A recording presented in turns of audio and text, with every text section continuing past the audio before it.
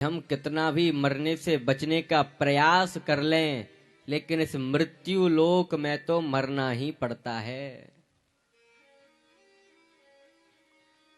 आया है सो जाएगा, राजा रंक फकीर, कोई सिंहासन चढ़ चला तो कोई बंधा जंजीर। कबीरा गर्व न कीजिए, काल गहे हैं केस, ना जाने कित में मरे, क्या घर क्या परदेश। इस मृत्यु लोक में तो मरना ही पड़ता है, कितना भी मरने से बचने का प्रयास कर लें। अच्छा सभी ध्यान देना, एक मूर्ति बनाने वाला कलाकार था, बड़ी सुंदर मूर्ति बनाता था, बहुत अच्छा कलाकार था वो। एक दिन एक संत ने आकर के उस मूर्ति बनाने वाले व्यक्ति से कहा, अरे भाई तू मूर्ति तो बड़ी अच्छी बना लेता है, लेकिन 6वें महीने के आखिरी दिन तेरी मृत्यु हो जाएगी। 6वें महीने के अंतिम दिन तेरी मृत्यु हो जाएगी। अब तो महाराज वो व्यक्ति सोचने लगा कि मरने से बचने के लिए क्या किया जाए, ऐसा मैं क्या करूं कि जिससे कि मैं नहीं मरूं। अब उसको कुछ समझ में नहीं आया, उसने अपनी ही मूर्ति बनाना प्रारंभ कर दिया। अब मूर्ति बनाने का कलाकार तो था ही, तो खुद की ही मूर्ति बनाने लगा। 6वें महीने के अंतिम दिन तक इसने अपने जैसी 9 मूर्तियां बना ली।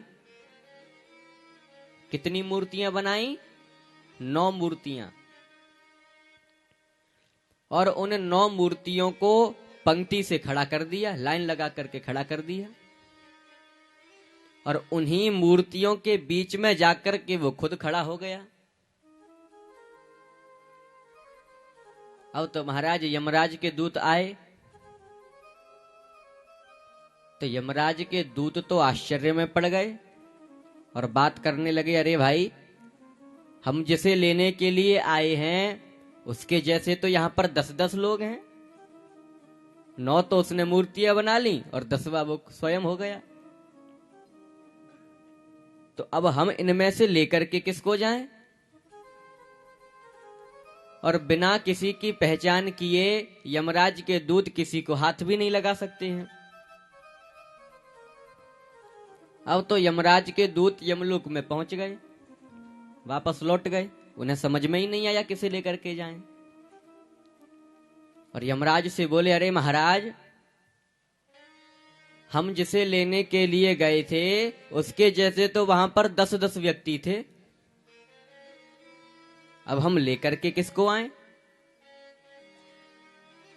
तब यमराज बोले, अरे दूतो, ये मृत्यु लोक के लोग बड़े चालाक होते हैं। मृत्यु लोक के लोग मरना नहीं चाहते हैं,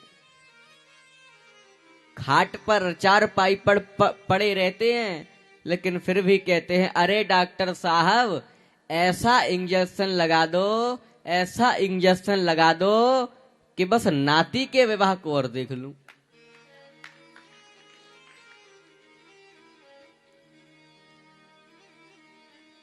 यमराज बोले, हे दूतो, वो मूर्ति बनाने वाला कलाकार बड़ा चालाक है, उसने अपनी ही जैसी 9 मूर्तियां बना ली हैं और उन्हीं मूर्तियों के बीच में जाकर के वो स्वयं खड़ा हो गया है। तो दूत बोले, महाराज तो हम पहचाने कैसे कि असली कौन है नकली कौन है? यमराज बोले, मृत्यु लोक के लोग चालाक तो होते हैं, लेकिन इनमें एक कमी होती है। क्या कमी होती है? ये अपनी बुराई नहीं सुनना चाहते हैं, अपनी निंदा नहीं सुनना चाहते हैं। कोई अगर इनकी बुराई कर दे तो इन्हें बुरा लग जाता है, नाराज हो जाते हैं। तो तुम एक काम करना, मूर्तियों के पास जाकर के मूर्तियों की बुराई कर देना, अपने आप पता चल जाएगा असली कौन है नकली कौन है।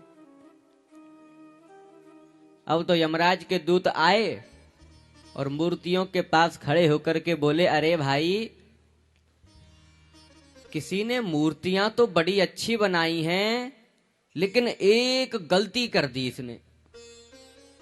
अब तो महाराज मूर्तियों के बीच में से खड़ा होकर के वो व्यक्ति बोला, अरे क्या गलती कर दी मैंने? इतनी मेहनत से मूर्तियां बनाई हैं और कह रहे हो गलती कर दी? बताओ क्या गलती कर दी मैंने? दूत बोले, तू बोल गया, ये गलती कर दी तूने।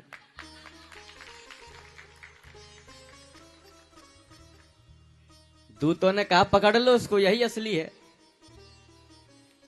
तो मेरा कहने का मतलब ये है कि हम मरने से बचने का कितना भी प्रयास कर लें, लेकिन इस मृत्यु लोक में तो मरना ही पड़ेगा।